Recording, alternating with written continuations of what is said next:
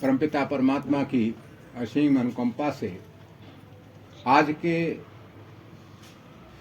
परम सौभाग्य के शुभ अवसर पर हम लोग भगवान के मुखारविंद से बिल्कुल ताजा ताजा संपूर्ण वेदांग उपनिषदों का सार और भगवत प्राप्ति का श्रेष्ठतम साधन जिसे विश्व भगवत गीता के नाम से जानता है, जिसे स्वयं भगवान ने प्रकट किया है, सीधे सीधे डायरेक्ट, किसी अन्य के माध्यम से नहीं, ऋषियों के, मुनियों के, वक्तों के माध्यम से नहीं, स्वयं कहा, उसका आज प्राकट्य पर्व है, जन्मदिन है, हैप्पी बर्थडे। किसी भी पुस्तक का, किसी भी ग्रंथ का जन्मदिन नहीं मनाया जाता दुनिया में कहीं, यहाँ तक कि वेदों का भी जन्मदिन नहीं, रामायण का जन्मदिन नहीं, हमारे यहाँ भी कुरान, बाइबल, किसी भी धर्म ग्रंथ का जन्मदिन नहीं मनाया जाता, गीता का मनाया जाता। क्योंकि जन्मदिन जो है हमेशा जीवंत व्यक्तित्व का मनाया जाता है, जो जीवित होता है उसका जन्मदिन होता है। तो ये जीवंत ग्रंथ है, कोई किताब नहीं है, कोई पुस्तक नहीं है, कागज का एक टुकड़ा नहीं है।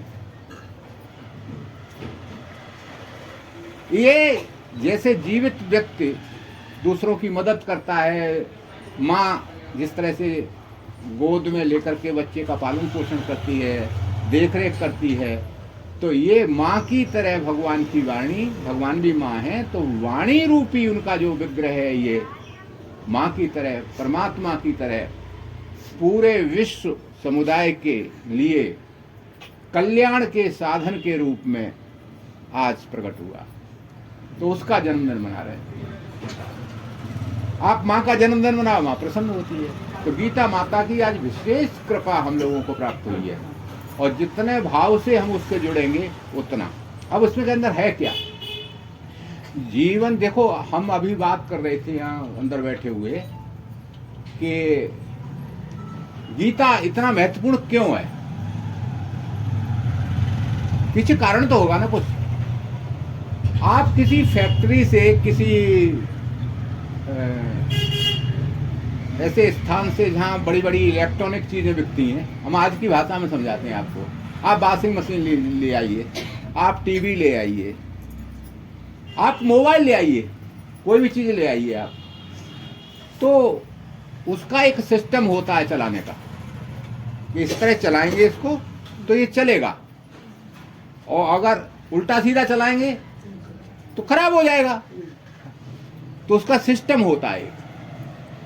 उस सिस्टम को वो कंपनी एक मैनुअल बुक के रूप में उस इंस्ट्रूमेंट के साथ आपको देती है। बहुत से लोग उसे पढ़ते नहीं हैं और अपने हिसाब से चलाना शुरू करते हैं। कितने वोल्टेज पे चलेगा हैं, देखा नहीं उनने, अब हाई वोल्टेज पे लगा दिया उसको तो फूक जाता है। और कहते हैं ये तो कल तो लेके आया, फूक गए हैं। अरे उसको ये कहा गया इसको डीसी से नहीं एसी से चलाना है, इतने वोल्टेज पे चलाना है, और गर्म हो जाए तो फिर इसको हाँ बंद कर देना है। अब गर्म हो गया तब भी चल रहा है तो फिर नुकसान होता है।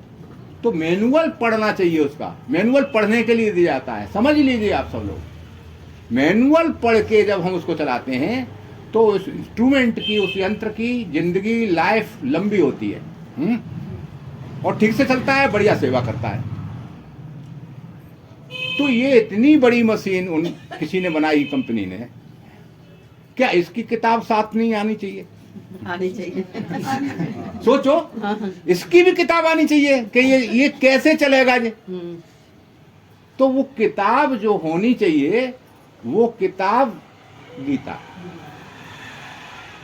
कि इसको कैसे चलाना है। अब इसके जैसे किसी इंस्ट्रूमेंट के अंदर पुर्जे होते हैं कई कई तरह के, हार्डवेयर अलग होता है, सॉफ्टवेयर अलग होता है ना, और उसमें पुर्जे होते हैं वो अलग अलग होते हैं। इसके अंदर भी ये कई तरह के, एक ये हार्डवेयर है बाहर जो दिखाई देता है, ये हार्डवेयर है। बहिर्करण स्थूल शरीर, समझ में आ रहा है ना जी। और फिर इसके अंदर है एक अंतःकरण, वो सॉफ्टवेयर है। हार्डवेयर ठीक रखना है तो सॉफ्टवेयर भी ठीक रखना पड़ेगा। सॉफ्टवेयर में सारी फीडिंग होती है, सारे जितने डाटा है आपके, है ना, वो सब उसमें फीड होते हैं। आज के बच्चे जानते हैं, सारे डाटा उसी में रहते हैं। तो इस अंदर के सॉफ्टवेयर में भी तमाम डाटा भरे हुए हैं आपके, पिछले अनंत जन्मों के डाटा है उसमें, है ना। उसके अनुसार प्रारब्ध बनता है, वैसे ही कर्म मिलते हैं, वैसे ही प्रेरणा मिलती है, वैसा ही जन्म मिलता है, वैसे ही उम्र मिलती है तुमको इतने साल। ये अलग अलग कंपनी की अलग अलग चीजें अलग अलग वारंटी देती हैं, तो अलग अलग वारंटी है कि ये इतने दिन चलेगा। लेकिन एक्सीडेंटली अगर आपने उल्टी सीधी चलाई तो कंपनी की फिर कोई गारंटी नहीं है, कोई पुर्जा रिप्लेस नहीं किया जाएगा। ठीक से चलाओगे और फिर खराब हो जाता है तो कंपनी दूसरा बदल के देगी या फिर, हाँ, तो वो जो मैनुअल है, किताब है, उसका नाम गीता है। ये बाहर कैसे चलाए, अब 3 हिस्से मोटे मोटे समझ लो इसको। एक तो ये है, इसमें स्थूल शरीर कैसे चलेगा, ये ठीक से कैसे चले। हमें सबसे ज्यादा इसी की तो चिंता रहती है, सबसे ज्यादा हमारा फोकस काय पे है, ये स्थूल शरीर के। इसमें बुखार ना आवे, इसमें दर्द ना हो, इसमें कैंसर ना हो, इसमें ये ना हो, डायबिटीज ना हो, ब्लड प्रेशर ना हो, हार्ट अटैक ना हो, ये सब इसका बाहर वाला है ना। ये कैसे चले, है ना। एक तो ये है, तो ये कैसे चले, ये गीता में है। फिर उसका भीतर वाला और है अंतःकरण, वो कैसे चले ठीक से, तो वो भी गीता में। अब वो अंतःकरण जो भीतर वाला है वो है मन। मन के 4 हिस्से हैं, मन, बुद्धि, चित्त, अहंकार, और सूक्ष्म 4 हैं। तो वो अंत भीतर वाला है मन। यानी तन कैसे चले, जो है बाहर वाला, और मन कैसे चले, जो है भीतर वाला, ठीक है ना। और मन से आगे है जो बुद्धि, सारा सिस्टम की फीडिंग जहां पर है, वो उसका और भीतर वाला है, वो कैसे चले। तो मोटे मोटे तौर से बहुत बातें हैं उस मैनुअल की किताब में, और सबसे छोटी किताब है, तो उसमें 3 सिस्टम बताए उन्होंने। और एक का नाम है, ये ऊपर चलेगा कर्म से, है? कर्म ठीक रखोगे तो ऊपर वाला चलेगा। इससे कर्म ही तो होते हैं बाहर स्थूल शरीर से। इंद्रियों से क्या होते हैं, हाथ पैर मारते हो, उधर भाग दौड़, कमाई धमाई, ये वो सारा का सारा इसी से होता है ना। तो कर्म, इसका संबंध है कर्म से। और भीतर वाले का संबंध है भाव से। मन का संबंध कैसे, भावना से, श्रद्धा से, है? तो वो कैसे चले ठीक से। और तीसरा है बुद्धि, और बुद्धि जो है उसका बुद्धि का जो है संबंध कैसे है, ज्ञान से। बुद्धि क्या देती है, विवेक देती है, ज्ञान ही तो देती है बुद्धि। बुद्धि से तो आपको ज्ञान होता है कि कमला है कि बिमला है, बुद्धि लगाती है ना, बुद्धि लगा के हर चीज को समझते हो, वहां ज्ञान से संबंध है ना। तो हाँ, ये लिखा है उस किताब में, गीता में, कि अगर ऊपर वाला ये सही रखना है तो कर्म सही रखो। उसका नाम रखा उन्होंने कर्मयोग। क्या नाम रखा, कर्मयोग। कि कर्म सही रहेंगे तो ऊपर वाला सही रहेगा, उल्टे कर्म रहेंगे खराब हो जाएगा, और नहीं और कोई खराब कर देगा, पुलिस खराब कर देगी। भाई तुम ऊपर वाले कर्म सही करोगे, गड़बड़ करोगे, चोरी करोगे, किसी को मारोगे ना, कर्म खराब हो गया ना। जुआ खेलोगे, दुराचार, व्यभिचार, चोरी, जारी, कुछ भी करोगे ना, अब कर्म खराब हुआ ना, तो फिर जो है ऊपर वाला तो खराब होगा। फिर है ऊपर वाले को, फिर इधर भी उसके ऊपर वाले भी यहाँ पर खराब हो जाएगा। और भीतर वाले का संबंध है भाव से। भाव खराब रखोगे किसी के प्रति, मन का संबंध कैसे है? भाव से। तो भाव के ठीक रखने के लिए बनाया भक्ति योग। मन में भक्ति रहे भगवान के प्रति, भाव सही रहने चाहिए। उसमें भाव में क्या है, इसी 12वें अध्याय में जो कल से शुरू होगा उसमें भाव की ही तो सारी चर्चा है, प्रधानता है ना। और तीसरा क्या है, बुद्धि। उसके बुद्धि कैसे रही, सही ज्ञान होगा तुमको, विवेक सही होगा, तो उसके लिए क्या है, ज्ञान योग। तो 3 योग है ना गीता के मुख्य, कर्मयोग, ज्ञान योग, भक्ति योग। तो कर्मयोग से ये स्थूल सही हो गया, उसका पालन करोगे तो, और भक्ति योग से मन सही हो गया। भक्त का मन कभी खराब नहीं होता, किसी भक्त का मन खराब नहीं हो। भक्त के ऊपर इतने इतने, प्रहलाद के ऊपर, मीरा के ऊपर कितने कितने अत्याचार हुए, लेकिन उसका मन कभी नहीं खराब हुआ, क्योंकि वो उस मैनुअल के हिसाब से मन को ठीक रख रही। जहर दिया, सांप से कटवाया, प्रहलाद को जाने क्या क्या किया, उनको आग में तक जला दिया, छोटा बच्चा, लेकिन उसने वो किताब जो है मैनुअल वाली गुरु जी से पढ़ ली थी। जहर दिया, जेल में डाला, पहाड़ से फेंका, समुद्र में डुबाया, कैसे ही नहीं मर रहा, तो फिर कहा कि इसको आग में झोंक दो। मन खराब नहीं हुआ, विचलित नहीं हुआ, बिल्कुल आराम से बैठ गया। कुछ बिगड़ा मन उसका? नहीं। क्यों? मन नहीं बिगड़ा। मन, अब उसका प्रमाण क्या है कि मन नहीं बिगड़ा? क्या पता भीतर भीतर बिगड़ा हो, है? उसका प्रमाण ये है, जब उनके पिताजी हिरण्यकश्यप मर गए और भगवान प्रसन्न हो गए, उन पर गोद में उठा लिया, तब उन्होंने कहा कुछ मांगो। उन्होंने कहा कि मेरे पिताजी की दुर्गति न हो। पिता के प्रति मन खराब होता तो बच्चा ये कहता। उन्होंने कहा पुत्र, जिस कुल में तू पैदा हो गया उसकी 7 पीढ़ियां ऊपर नीचे की अपने आप ही कल्याण हो गया उनका। तेरी तो 7 हैं भी नहीं, केवल 2 ही पीढ़ियां ऊपर से, उसके ऊपर तो प्रलय ही प्रलय, उसका कल्याण क्यों नहीं होगा? तो मन नहीं खराब हुआ बाप के प्रति भी, मीरा का मन नहीं खराब हुआ ससुराल के अत्याचारों से, बिल्कुल। तो भक्ति से मन सही होता है? निष्काम कर्म करने से शरीर सही होता है। सबकी सेवा करो, स्वार्थ छोड़ करके, कामनाएं छोड़ करके सेवा करो, तो निष्काम कर्म योग हो गया। कर्म योग से स्थूल शरीर, आपकी क्रियाएं सारे शरीर सही रहती हैं, जीवन सही रहता है। बाहरी जीवन जो है किससे सही होगा? कर्म योग से। भीतर का आपका आंतरिक जीवन किससे सही होगा? भक्ति योग से। और बुद्धि किससे सही रहेगी? ज्ञान योग से। ज्ञान योग। 3 मुख्य जो है धाराएं श्रीमद् भगवत गीता के अंदर हैं, उस किताब के अंदर, जिसको मैं मैनुअल कहता हूं, मैनुअल ऑफ द लाइफ, उसके भीतर। तो जिसका बाहरी आचरण सही हो तो उसके जीवन में अशांति आएगी क्या? नहीं आएगी। और भीतरी उसका मन सही हो, सबके प्रति, किसी के प्रति बैर नहीं हो, दुर्भाव नहीं। आज वह सर्वभूत तेरता निर्वैरा सर्वभूतेषु है, तो उसके प्रति कोई रखेगा, कोई बैर वगैरह नहीं रखेगा, है? तो भी शांति आएगी। और जिसका विवेक सही है, क्या करना है, क्या नहीं करना है, क्या छोड़ना है, क्या पकड़ना है, ये सही है, जिसके पास विवेक की बुद्धि सही है, वैराग्य उसको प्राप्त हो जाता है, और उससे भी आनंद और शांति ही मिलती है। अशांति हमेशा गलत चयन से मिलती है, गलत चुनाव से मिलती है। दुख गलत चुनाव से मिलता है। आपने गलत चुनाव कर लिया, गलत व्यक्ति का चुनाव कर लिया, गलत वस्तु का चुनाव कर लिया, गलत परिस्थिति का चुनाव कर लिया, गलत अवस्था का चुनाव कर लिया, गलत कर्म का चुनाव कर लिया। आपने जो नहीं करना चाहिए उस कर्म का चुनाव कर लिया। चलो थोड़ी देर के लिए मजे कर लेते हैं, कौन देख रहा है ना? तो फिर शांति चली जाए। और कोई देखे ना देखे, सजा मिले या ना मिले, किसी को पता भी न चले, लेकिन भीतर की शांति खो जाएगी उसी क्षण।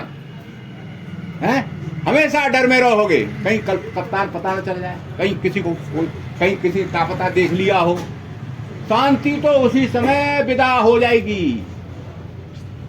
तो गलत कर्म करने से शांति विदा होती है। और शांति जिसको हम कहते हैं, कोई ईश्वर को न मानता हो, तो हम तो ईश्वर का नाम ही शांति मानते हैं। शांति तो सबको चाहिए, सुख तो सबको चाहिए, ईश्वर का एक नाम नहीं है। आनंद भी तो उनका नाम है। या देवी सर्वभूतेषु शांति रूपेण संस्थिता नमस्तस्यै नमस्तस्यै। वो देवी के रूप में, माँ के रूप में, शांति के रूप में वही तो स्थित है। शांति हो, कौन नहीं चाहता जीव कि हमारे जीवन में शांति हो, हमारे जीवन में सुख हो, हमारा जीवन आनंदमय हो।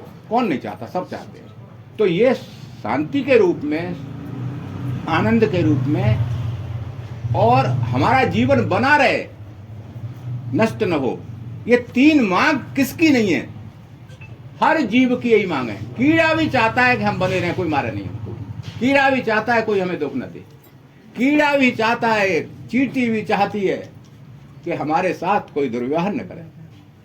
सब चाहते हैं यही। तो ये परोक्ष रूप से नाम आप उसका कुछ भी रख लिए, आप परमात्मा को ही चाहते हैं। क्योंकि सत्य, चित्त और आनंद ये परमात्मा के ही स्वरूप हैं, वो किसी रूप में हो।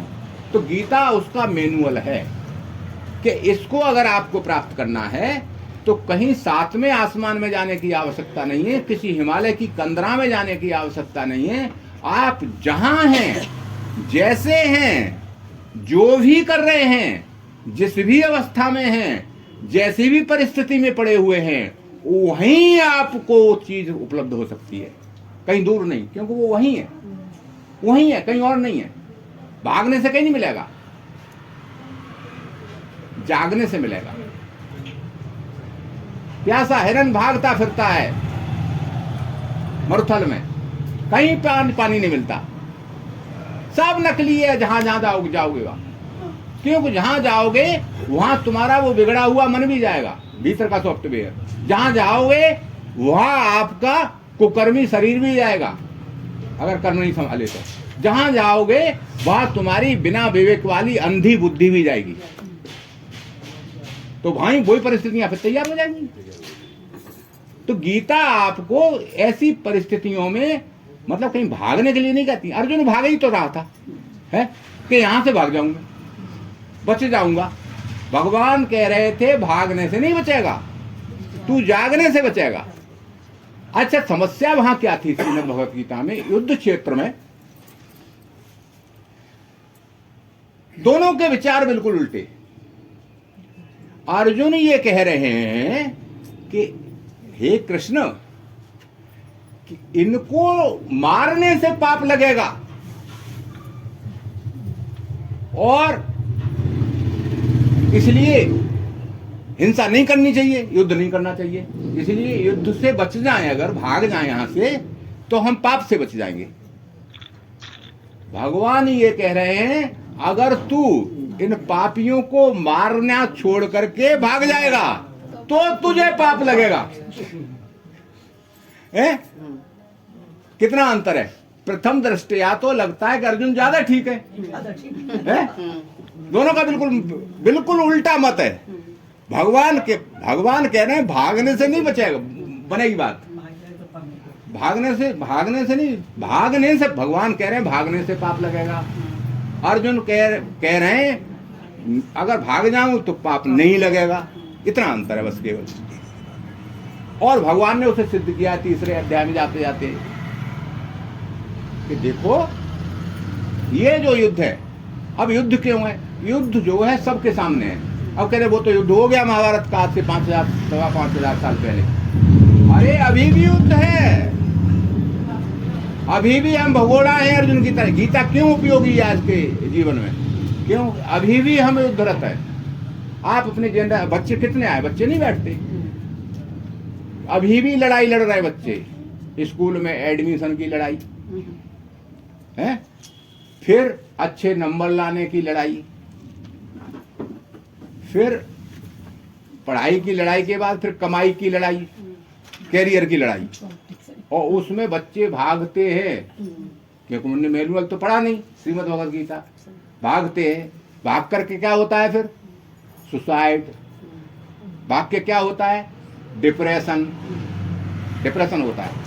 तो डिप्रेशन चलेगा ना, टेंशन, डिप्रेशन, सुसाइड, ये जो छोटे छोटे बच्चे कर रहे हैं, आप देख रहे हैं कि छोटे छोटे बच्चों में हार्ट डिजीज, हार्ट अटैक ये होने लगे। क्यों? वो मैनुअल के अनुसार भाग रहे हैं। अरे उसी परिस्थिति में जहां इतना कंपटीशन है, उसमें तुम्हें अर्जुन की तरह लड़ना है। लड़ना कैसे है कि चुनाव सही करो। पहला उसका कदम क्या है, पहला सोपान क्या है कि चुनाव सही करो। देखो महाभारत तो जो युद्ध था, वो युद्ध होने से पहले ही अर्जुन ने जीत लिया था। कैसे? चुनाव सही किया। दोनों पहुंचे द्वारका, दुर्योधन भी पहुंचा, अर्जुन भी पहुंचा। वहीं हार जीत हो गई थी। भगवान ने कह दिया, वो कहानी सब आपको पता है, दोहराऊंगा नहीं। भगवान ने कहा देखो भैया, तुम जो है अर्जुन हमने पहले देखा है। आया दुर्योधन पहले, वो सिर पे सवार होके बैठा। तो दृष्टि में जो पहले, महत्वपूर्ण ये नहीं है जैसे आप यहाँ आए हो, यहाँ कौन पहले आया मुझे नहीं पता हवन करने के लिए है, लेकिन मैंने किसे पहले देखा, मुझे कौन प्रणाम करने आया पहले, उसी को देखूंगा मैं पहले। वो मेरी दृष्टि में कौन आया, सभा में कौन आया, वो अलग बात है, लेकिन नजर में कौन आया ये दूसरी बात है, वो महत्वपूर्ण बात है। तो उन्होंने कहा नजर में तो मेरे अर्जुन पहले आया, वो पैरों के पास बैठा था, सामने सो रहा था, मैंने देखा उसको। लेकिन तू कह रहा है कि मैं पहले आया, चलो मान लेता हूं। लेकिन अब ऐसा है भैया, दोनों रिश्तेदारों, हम दोनों को सहायता करेंगे। एक तरफ तो मेरी नारायणी सेना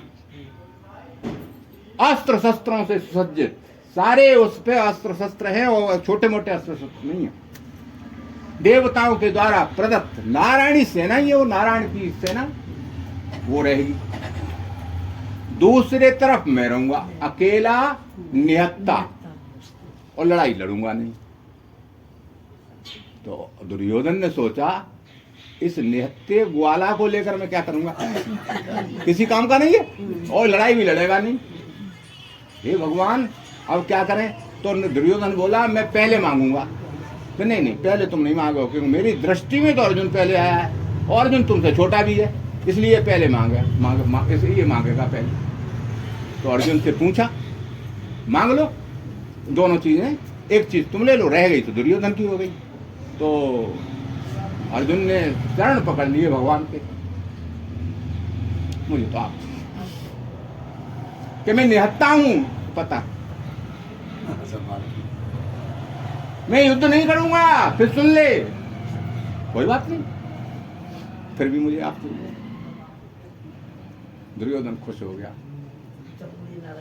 इस पे भगवान था, सरस्वती अच्छी बैठ गई इसकी बुद्धि पे, इसने इसको चुन लिया, नहीं तो ये मेले सिर पड़ जाता, क्योंकि यही बच जाता फिर। तो उन्होंने कहा चलो कोई छोटे भाई की रक्षा हमें भी पसंद है, उनको मन रखने के लिए जाओ, कोई बात नहीं है, हम सेना ही ले जाते हैं। ठीक है सेना। उसी दिन निर्णय हो गया कि कौन जीतेगा कौन हारेगा। जब दुर्योधन चला गया तो भगवान ने कहा अरे मूर्ख, तूने मुझे क्यों चुना? अर्जुन रोने लगे। ये देखो ऐसा है, आप युद्ध नहीं लड़ो कोई बात नहीं, लेकिन मेरे सारथी बन जाओ, मेरा रथ तुम्हें ही चलाना पड़ेगा, ये हमारा रथ है, ये भी इसमें 10 घोड़े जुटे हुए, 10 रथ।